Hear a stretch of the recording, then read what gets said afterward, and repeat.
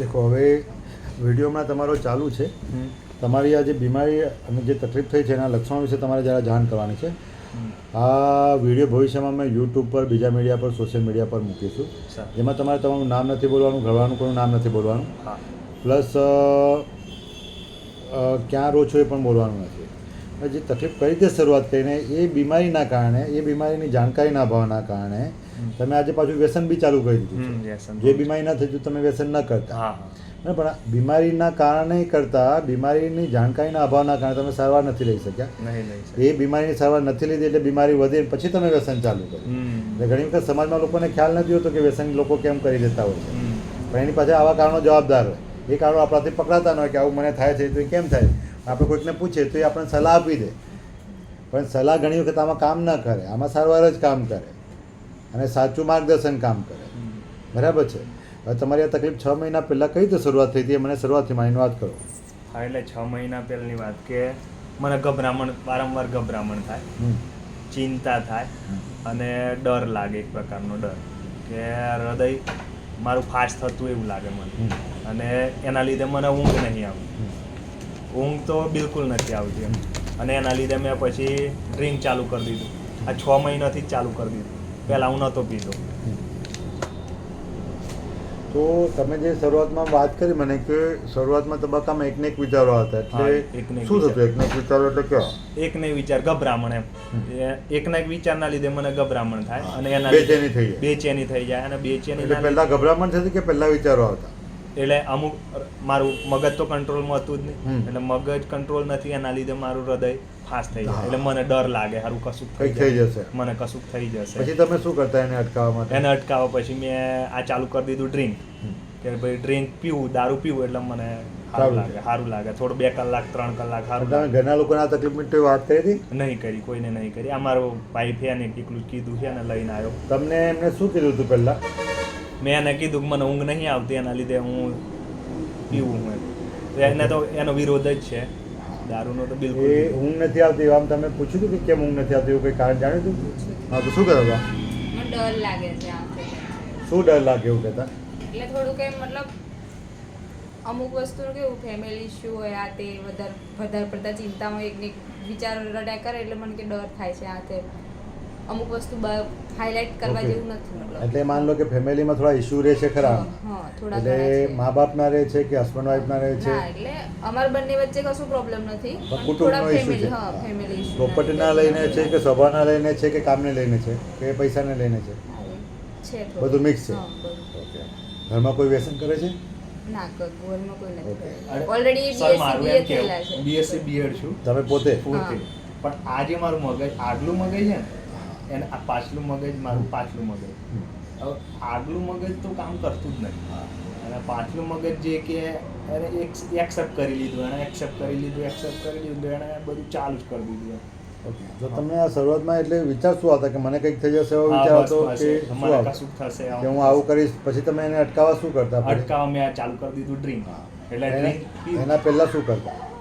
ભગવાનનું નામ મનમાં, ભગવાનનું નામ લેતા? સર હું તો એમ તો મેં પહેલા જુઓ સન ફાર્મમાં નોકરી કરી, એના પછી મેં સ્કૂલમાં નોકરી કરી પ્રવાસી શિક્ષકમાં, અને એના પછી મેં ટ્યુશન પણ ચલાવ્યું નવોદયનું.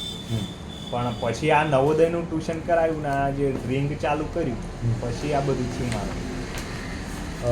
ના, ડ્રિંક ચાલુ તો આ બીમારીના કારણે થયું. હા, બસ એના લીધે થયું. હવે ચલો, બહુ બેચેની એવું થઈ ગયું તો તમે એ ટાઈમે કોઈ ડૉક્ટરને કેમ ન બતાવ્યું? ડૉક્ટરને તો બતાવ્યું મેં, કબજિયાત રહેતું. એવું કીધું ડૉક્ટરે? એવું કીધું કે તમને? મેં ચાલુ કરી દવા અને કબજિયાત રહેતું હતું મારા, બરોબરનું કબજિયાત. અને આ બેચેનીના લીધે કબજિયાત વધી ગયું.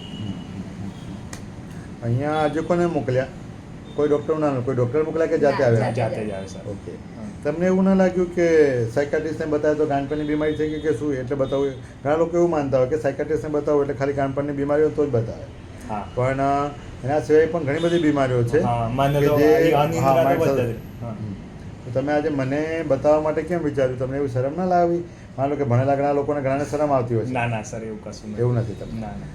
ઓલરેડી સર મેં પ્રેગ્નન્ટ છું. પ્રેગ્નન્ટ છે અને બહુ હેરાન થાય છે. અને છેલ્લા 6-7 મહિનાથી મતલબ જ્યારથી પોઝિટિવ પેલું થયું છે ત્યારથી આ છે એટલે મતલબ હું તો એવું વિચારું છું આ ભાઈ ફેમિલીમાં થશે શું મારું ડ્રિંક કેમ આગળનું? કરે ડ્રિંક કેમ કરે મેન પ્રોબ્લેમ ડ્રિંક હમણાં કેટલા દિવસથી ચાલે? 6 મહિનાથી Continuously. કન્ટિન્યુ પેલી બધી તકલીફ ક્યાંથી ચાલુ થઈ હતી? 6 મહિનાથી? બસ 3 મહિના પહેલાની જ વાત છે ડ્રિંક કરું ત્યાં સુધી તો સારું લાગે આખી રાત તો મસ્ત હોઈ જાવ પીવું એટલે પછી તો પણ પછી પાછું દિવસ ચાલુ થયો એટલે પાછું વિચાર ચાલુ કન્ટિન્યુ ચાલુ જ રહે બંધ થતા જ એક વિચાર કોઈ મને વાત કરો જે વિચાર તમારી સહન નથી થતો, એક ને એક જ ચાલતો હોય એવો કયો વિચાર આવે? મારું હૃદય કમજોર થઈ જતું હોય ને એવું લાગે મને પણ કમજોર મરી જઈશ એવું થઈ જાય? ના એવું નહીં થતું પણ કમજોર થઈ જાય હૃદય ફાસ્ટ થઈ જાય મારું હૃદય ફાસ્ટ થઈ જાય એવો વિચાર મને આવે અને બીપી બી ઘણી વખત બીપી ચેક વધી કરાયું તો જાય હાઈ અને પલ્સ તો વધી જ થોડી જાય વાર માટે વધી જતા હશે, પછી અડધો કલાક પછી પાછા બસ normal બસ થઈ એવું પાણી એમાં પીવું તો કોરિયોગ્રાફ કરવાનું બી કીધું હૃદયનું આ શું કહેવાય સોનોગ્રાફી બી કરાવવાનું પાણી પીવું ને તો જાય. ડોપલર સર પાણી પીવું ને તો સારું લાગે પછી પાછું હતું નહીં આખી રાત અમુક ટાઈમ તો કોઈ એકને ક્રિયા કરવી પડે ખરી, જેમ કે વારંવાર હાથ ધોવા પડતા કે વસ્તુ ચેક કરવી પડતી એવું? ના એવું કશું એવું નથી. એવું નહીં પણ આ મેન પ્રોબ્લેમ મારો વાત આમ જ ઘસ્યા કરે ઘસ્યા આખો કરું, દિવસ હા. સાથે. વારંવાર હાથ ઘસે. વારંવાર બસ બસ એટલે એક ને એક ક્રિયા કરવી પડે. હા બસ અને ચેનથી કોઈ જગ્યાએ શાંતિથી ઊભા ના રહે નહીં ઊભું રહેવાનું તો વાત જ નહીં એમ. કોઈ વ્યક્તિથી ડર લાગતો હોય એ તો મને ખબર નહીં બીજી કોઈ થાય. ભૂતની બીક લાગે કે નહીં, કોઈ નહીં, અવાજો કશું તમે નહીં. વહેમ શંકા થતી એવું ના કંઈ ના થાય? કંઈ નહીં ઓકે. ક્યારે કંઈ ધૂણવાનું થતું એવું ક્યારે? ના ના ના ઓકે. ક્યારે કંઈ પડી ગયા કે વાગી ગયું એવું કંઈ ખરું? ના ના સર ઓકે. એવું ક્યારે થયું નથી? ના અ, એમ તો હું બહુ સ્ટ્રોંગ માણસ હતો પણ ખબર નહીં આ એક 6 મહિનાથી જ મને હું થયું ઓકે. 6 મહિના પહેલા કોઈ એવી ઘટના બની હતી ખરી ઘરમાં, કુટુંબમાં, ના જે આઘાતવાળી હોય? આઘાત તો ખતરનાક લાગેલો પણ હવે કહેવાય કઈ એમ. બાબતમાં? હે? નામ ના બોલતા, ખાલી મને બાબતની વાત જણાવો. હે? આઘાત તો હવે જુઓ ને સર હું કહું તો એમ કે હો કે આવું એમ ના ના કહી શકાય, મને ખબર હોવી જોઈએ ને, કેમ કે આમાં શું અમારે સારવાર કરવામાં એનાથી હા અમે કરી શકીએ યોગ્ય રીતે. એટલે પણ મને કહેવામાં થોડી શરમ આવે કે આ બોલો ને, કહેશો તો. બોલો. બોલ દો હવે સર કેવું થયું હતું હવે મેં લગ્ન કર્યું નહીં જોડે બરાબર અમારથી કહું તો અમારે બેન ઝઘડો ના થાય ના બોલ દો વાંધો એમને નહીં, નથી ખબર ખબર, છે. તેમને બહાર બેસાડો, હે? એમને બહાર બેસાડો. હા એમને બાર બેસા અમુક બાબતો આપણે ઓછી જાણો તો બી ચાલે, ના જાણો જરૂર ના હોય તો. પણ અમારે એટલા માટે જાણવી જરૂરી છે કે અમારે સારવારમાં જરૂરી પડે. બોલો. હા સર એમાં કેવું થયું હતું તો અમે આ છોકરી મારે લગ્ન કર્યું હવે અમારા લગ્ન થયા પછી 2 મહિના થયા હશે પછી આ છોકરીએ મને હોમેથી એમ કીધું કે મારે એક ભાઈ જોડે લફડું હતું એમ અને એ ભાઈ એમપીનો હતો હવે જો આવું મારથી ના હા, કહેવાય કઈ વાંધો નથી. એ એમને કીધું તો કહી શકાય ને, પણ એ કીધું તો એ સારું એમને કીધું. એ તો એ તમને ભાઈ એમપીના હતા અને એમાં કેવું છે કે આ છોકરીએ મને એમ કીધું કે એ ભાઈ બહાર રહે છે અહીં નહીં રહેતો કુવેટ રહે છે બહાર બીજા દેશમાં રહે છે એમ કીધું હવે થયું કેવું કે અચાનક મતલબ સર ઓમ જોવા જઈએ તો હું કંપની હોદતો હતો મેં બીએસસી કરેલું છે એટલે કંપની હોદતો હતો હોદતા એ ભાઈ જોડે જ મારી મુલાકાત થઈ ગઈ એટલે મુલાકાત થઈ ગઈ એટલે એ જ ભાઈ જોવા મળી હવે તમે આપણે બે મુલાકાત થાય તો આપણે કેવો આઘાત લાગે મને અમારા ભાઈ જુઠ્ઠું બોલ્યું આજ મગજ તમે એમને ઓળખી કઈ થઈ ગયા? એના વિડીયો કોલ મારા લગ્ન પહેલાં મારા પર આવ્યા હતા અને આ વાત મને 2 મહિના પછી જાણ મળી અને એ જ આઘાત મારા દિમાગમાં હા, તો એના કારણે પણ આ તકલીફ થઈ હોય એવું હા શક્ય છે. બસ 60 એ જ વિચાર આવ્યા પણ તમારી વાઈફે એના વિશે તમને કીધું તો હતું? હા કીધું તું મને પણ જે જુઠ્ઠું બોલી ને મને કીધું એનો કોઈ શોખ નહોતો મને કોઈ દુઃખ નથી એનું કોઈ દુઃખ નથી એ જૂનું હતું, પાસ્ટ હતું, એટલે બસ તમને એનો ડર પાસ નહોતો. કોઈ ડર નહોતો અને કુવેટ રહે એનો બી ડર નહોતો હા. બહાર રહે એનો ડર નહોતો તમને અને દુઃખ કઈ બાબતનું થયું? દુઃખ એક વાત નહીં થયું કે મને જુઠ્ઠું કેમ શું બોલ્યું જૂઠું બોલ્યા? કે કંપનીમાં હાલોલમાં જ નોકરી કરતો હતો આ બી હાલોલમાં નોકરી કરતી હું બી હાલોલમાં નોકરી કરતો અને કંપનીમાં એ ભાઈ પકડાયો એ હાલોલમાં નોકરી કરતો મને એમ ચોખ્ખું કહેવાનું હતું કે હાલોલમાં નોકરી કરે આટલું જ કીધું હતું મને એક જ આઘાત આટલો જ લાગે એ વાત તમે એમને ક્લિયર ના કરી તમારી વાઈફ સાથે? ક્લિયર કરીને મેં તો શું કીધું એમને? કીધું કે કંઈ નહીં હું આમ મને ખોવાનો ડર હતો તમને ખોવાનો એટલે મેં નહોતું કીધું મેં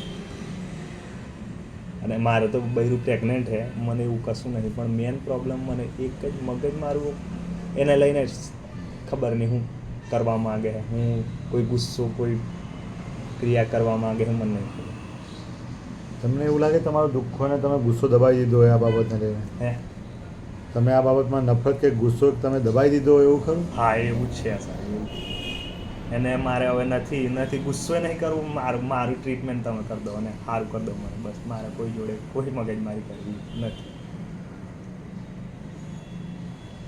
એમને તમને આ મેરેજ પહેલા વાત કરી હતી એવું હતું? ના એવું નહોતું, મેરેજ પછી 2 મહિના પછી જણાવ્યું.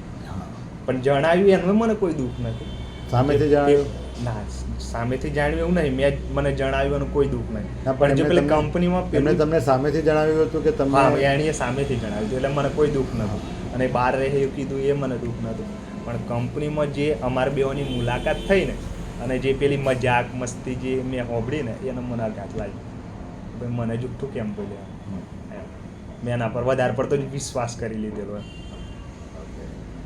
તો તમને એ બાબતનું દુઃખ થાય છે કે અફસોસ થાય છે કે ગુસ્સો રહે છે એ કે નફરત રહે છે? નફરત રહે છે કે થોડી નફરત. કોના માટે? આમના માટે કે પેલા માટે? આમ જોવા જઈએ તો થોડી નફરત રહે, બાકી કશું છે નહીં. આનું કોઈ સોલ્યુશન તમે કરી દો અને ભૂલી જાઓ, એ વસ્તુને ભૂલી જ જાઓ. તમે પછી વાત કરી તો તમને શું કીધું એમને વાઈફે? પછી એમ કીધું કે તને ખોવાનો ડર હતો એટલે મેં જુઠ્ઠું બોલી એવું કીધું. અને એ લીધે મારે એક દિવસ ઝઘડો બી થયો, પણ મેં ઝઘડો પછી ઇગ્નોર કરી દીધો. અને કહી દીધું તો કઈ રીતે ગુમાવાનો ડર રહેતો એમ? એટલે એમ કે તું મને છોડીને જતો રહે એમ.